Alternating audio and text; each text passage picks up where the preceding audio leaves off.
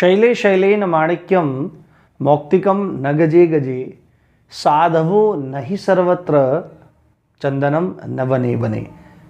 Hello दोस्तों, कैसे हैं आप सब। राम जी की पाठशाला में आपका बहुत बहुत स्वागत है। उम्मीद करता हूं आप सब अच्छे होंगे और आपकी तैयारी बहुत ही बढ़िया ढंग से चल रही होगी। आपने मेरे द्वारा बोला गया श्लोक जो मैंने बिल्कुल शुरुआत में बोला उसको बहुत बार सुना होगा या बहुत सारी परीक्षाओं में भी देखा होगा। जो पिछली बार शिक्षक भर्ती हुई थी उसमें संस्कृत विषय में 1 अंक का प्रश्न ये था और इसके बारे में प्रश्न पूछा गया था। ये श्लोक है चाणक्य नीति का, जो आपकी परीक्षा के लिए तो ज़रूरी कहीं ना कहीं है ही, आपके जीवन के लिए उससे भी ज़्यादा ज़रूरी है और आपको एक अच्छा व्यक्ति बनाने के लिए भी ज़रूरी है। इसका अर्थ हम अभी आगे चिंतन करेंगे, आगे क्लास में देखेंगे, परंतु जैसा मैंने आप सभी से एक वादा किया था कि हम लोग हिंदी का एक शानदार कोर्स जो निःशुल्क होगा आप सबके लिए वो चालू करेंगे। बीच में 2 दिन थोड़ा व्यवस्था बनाने में निकल गए, उसके लिए मैं कुछ भी नहीं कहना चाहूँगा, आप समझ सकते हैं। तो मैंने जैसा बताया था सबसे पहले वर्णमाला को चालू करेंगे और क्लासेस का टाइम जो 15 से 20 मिनट 25 मिनट मैक्सिमम रखेंगे और ऐसी हिंदी या इस तरह से हिंदी शायद ही आपने पहले पढ़ी होगी, इस तरह से आपके सामने इस चीज़ को पेश करने का मैं प्रयास करूंगा। आज वर्णमाला के बारे में बात करेंगे, जिसको अन्य नाम वर्ण विचार भी है, परंतु बहुत सारे लोग वर्णमाला और वर्ण विचार को एक ही धड़े में तोल देते हैं, जो कि तर्कसंगत नहीं है और ना ही मानक व्याकरण एवं हिंदी शब्दावली के अनुसार सही है। आज वर्णमाला के बेसिक फंडामेंटल को हम समझेंगे। वर्ण क्या होता है, ध्वनि क्या होती है, वर्णमाला का क्या अर्थ है, वर्ण विचार किसको कहते हैं और अक्षर क्या वर्ण को ही कहते हैं। बहुत सारे लोग वर्ण को ही अक्षर बता देते हैं, इन सबको बहुत अच्छे से देखेंगे।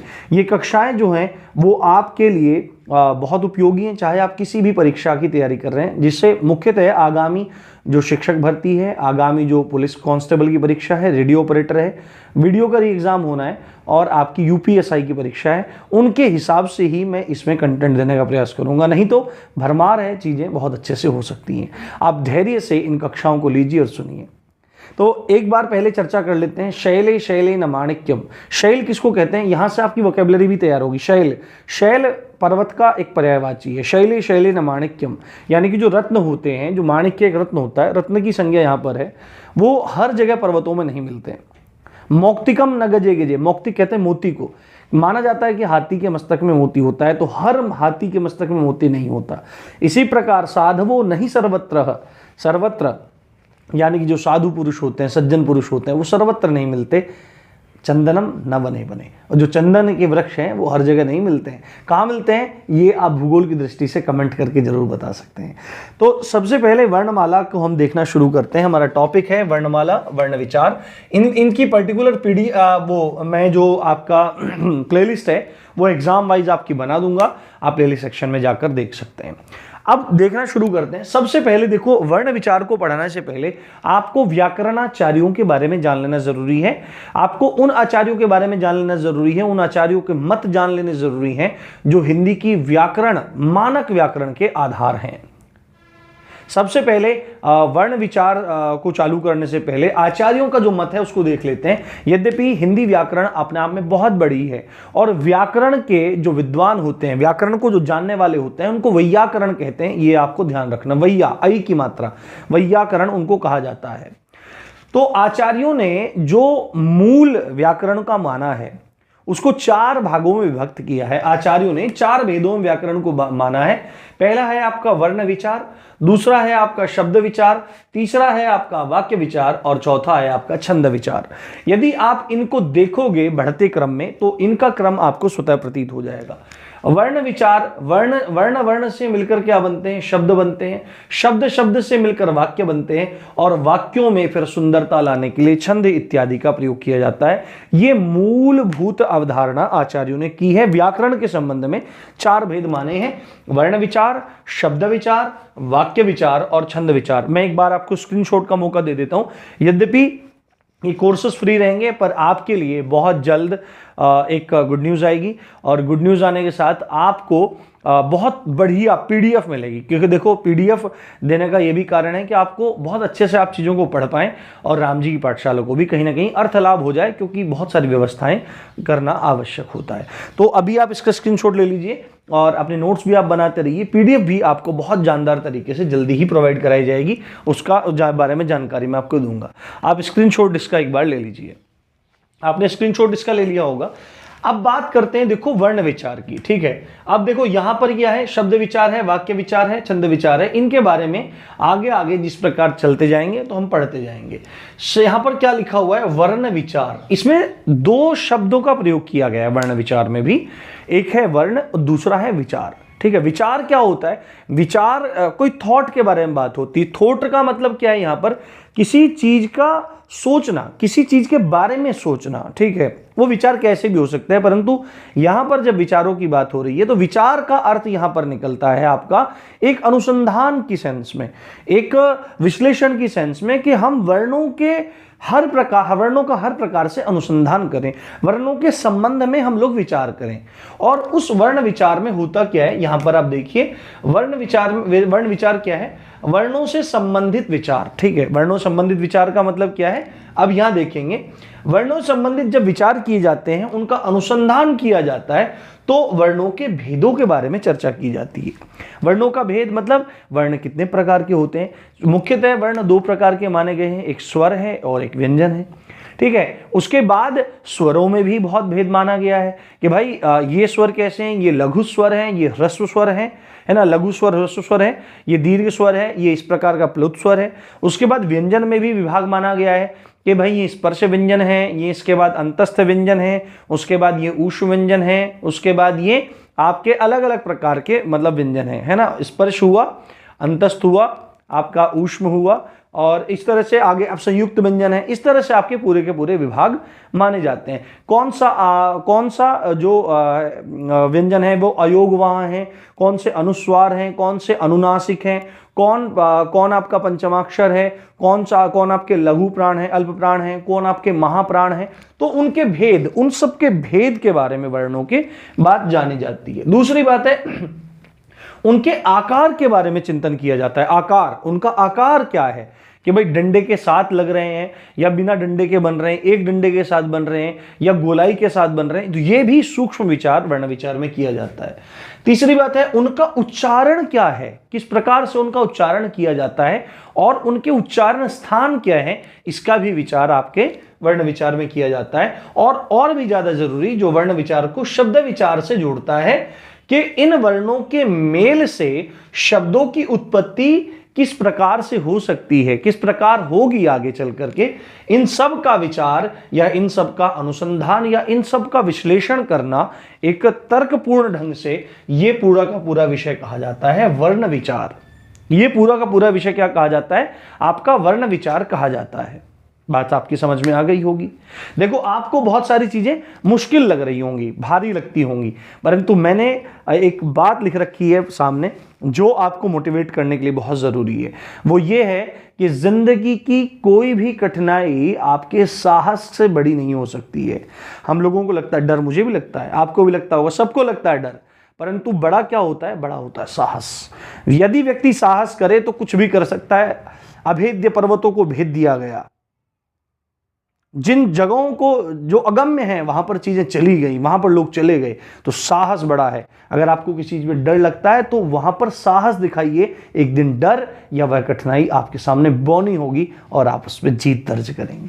ठीक है, अब देखो बहुत सारे लोग जो वर्णमाला और वर्ण विचार को एक बता देते हैं, उस बात का यहां पर खंडन कर रहे हैं, पर ये मतलब नहीं है कि किसी को नीचा दिखाने के लिए कर रहे हैं, आपके ज्ञान वर्धन के लिए चीजें की जा रही हैं। वर्ण विचार एक वृहद अर्थ रखता है, उसी के अंतर्गत आता है वर्णमाला, उसी का एक अंग आप वर्णमाला को मान लीजिए।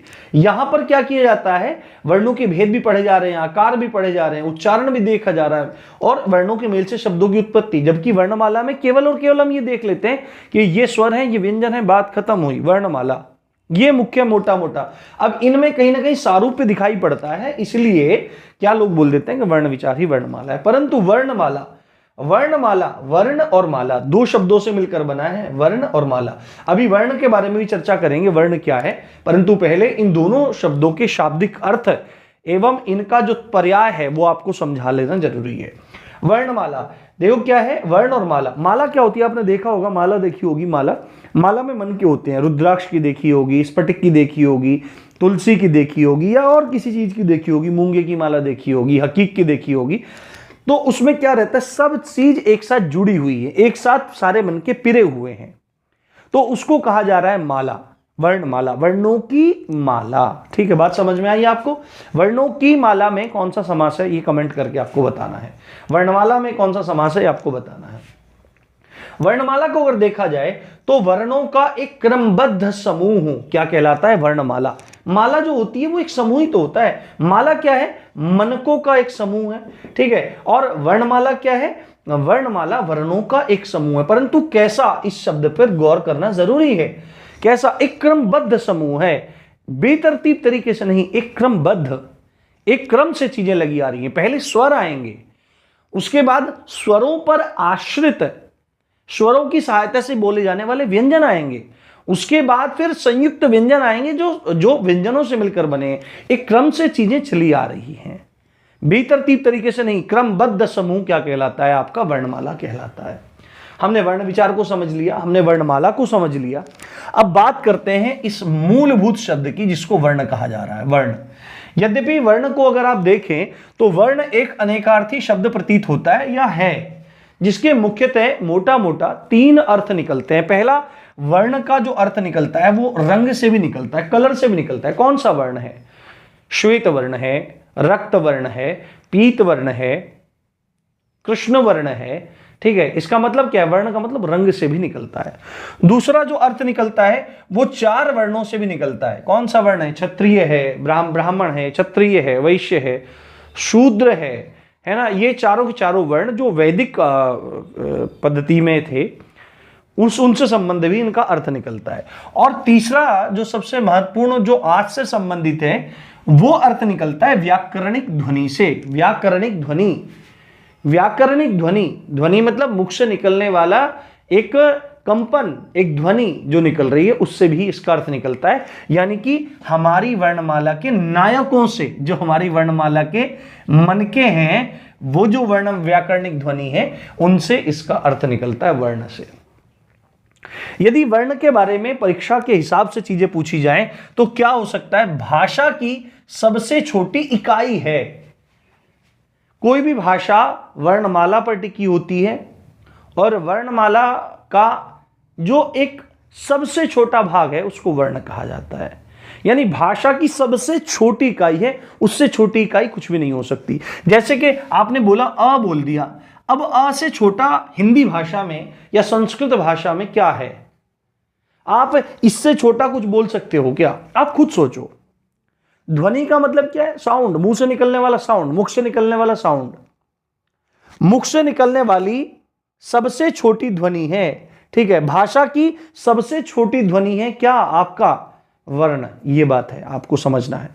ठीक है, सबसे छोटी ध्वनि है, यानी कि आप क्या है, आप इसके टुकड़े नहीं कर सकते, इससे छोटा इसको नहीं कर सकते। जैसे अ है, आप बोल देंगे क्या है कि ये अ है, अ से छोटा क्या हो जाएगा। अब आप बोलेंगे चलो क बोल देते हैं, दूसरा वर्ण है। सर क, अभी आप बताएंगे, आपको पता भी होगा कि जो क होता है, क में आप देखेंगे तो क को अगर तोड़ देंगे तो क जमा अ हो जाएगा, क्योंकि जो व्यंजन होते हैं वो स्वरों की सहायता से बोले जाते हैं। ठीक है, हमने तोड़ दिया, चलो हमने तोड़ दिया, तो जैसे ही किसी व्यंजन को तोड़ते हैं तो जो उसका शुद्ध रूप होता है उसको हल रूप कहते हैं, जो बिना स्वरों के रहता है।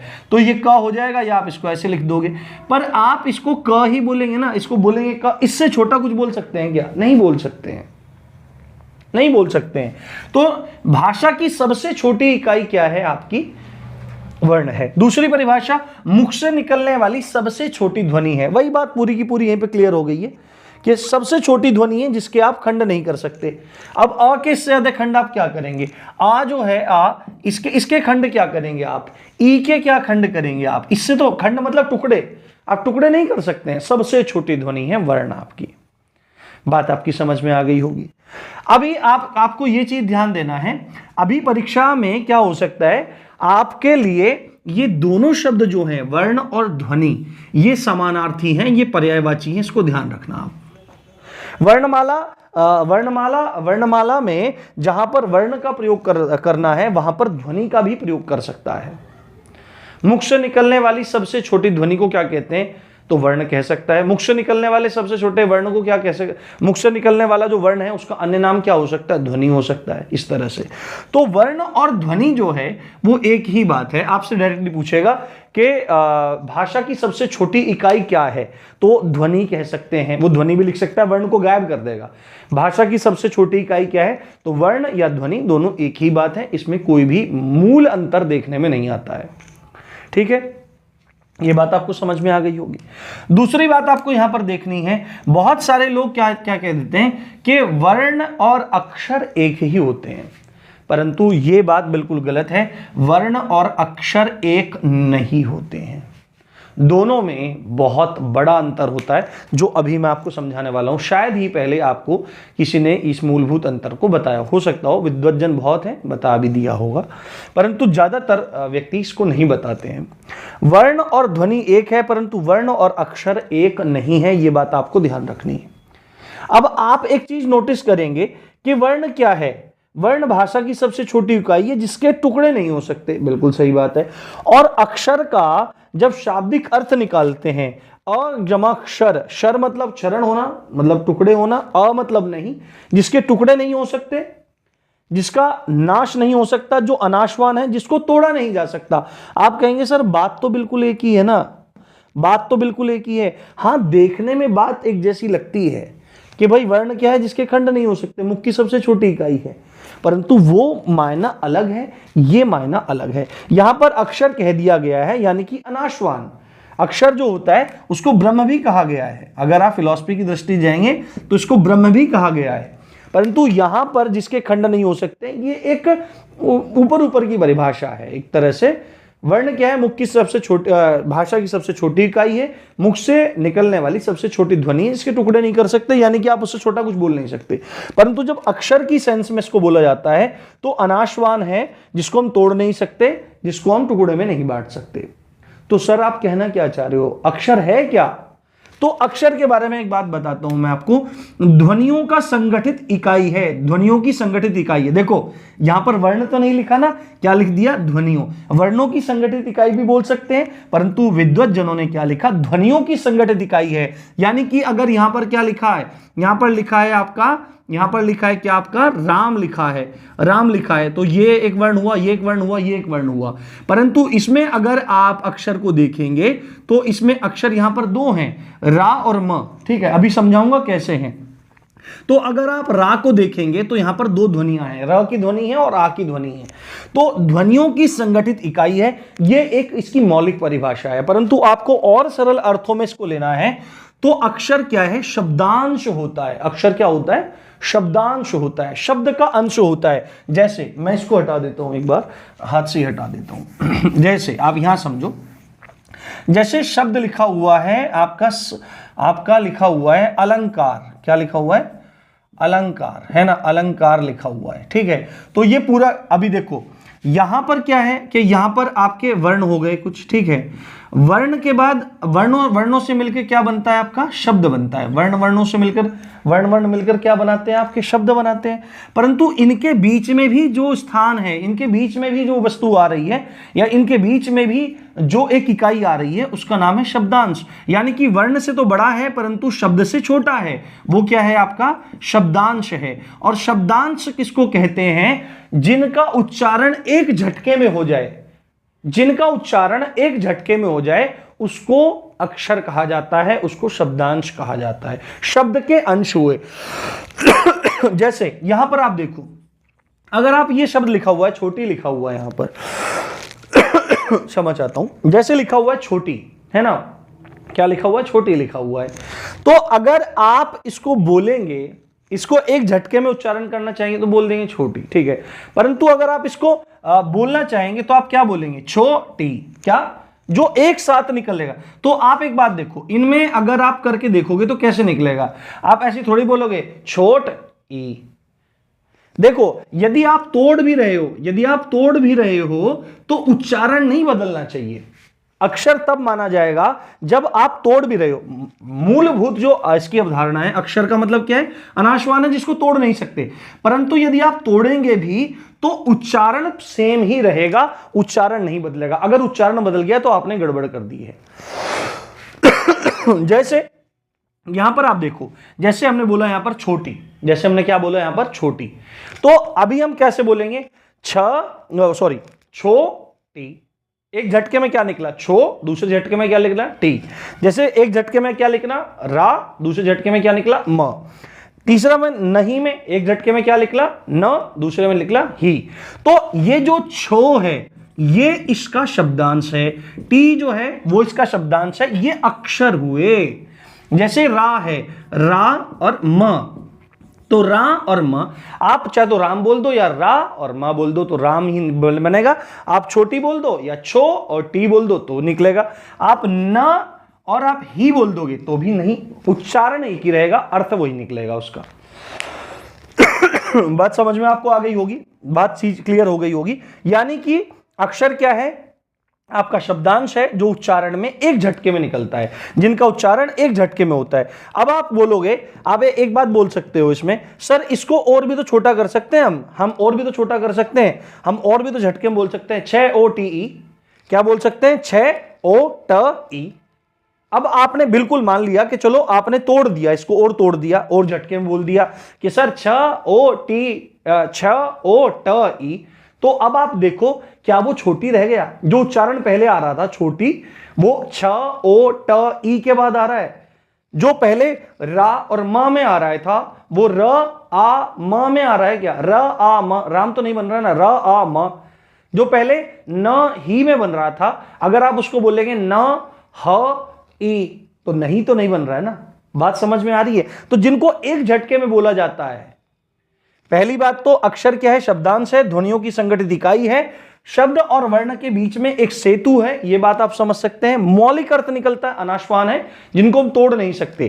ठीक है, यदि आप तोड़ भी रहे हैं उनको, एक साधारण भाषा यदि आप तोड़ भी रहे हैं तो उनका उच्चारण नहीं बदलना चाहिए। यदि उच्चारण बदल रहा है तो आप गड़बड़ कर रहे हैं। तो यह चीज होती है एक अक्षर, जो शब्द का वह भाग जो एक झटके में बोला जाता है वो शब्दांश है, वह अक्षर है, और वर्ण क्या है, मुख से निकली सबसे छोटी ध्वनि। आपको आज इसका मौलिक अर्थ समझ में आ गया होगा, आपको पता लग गया होगा ये क्या चीज है। उम्मीद करता हूं आज की क्लास आपको अच्छी लगी होगी।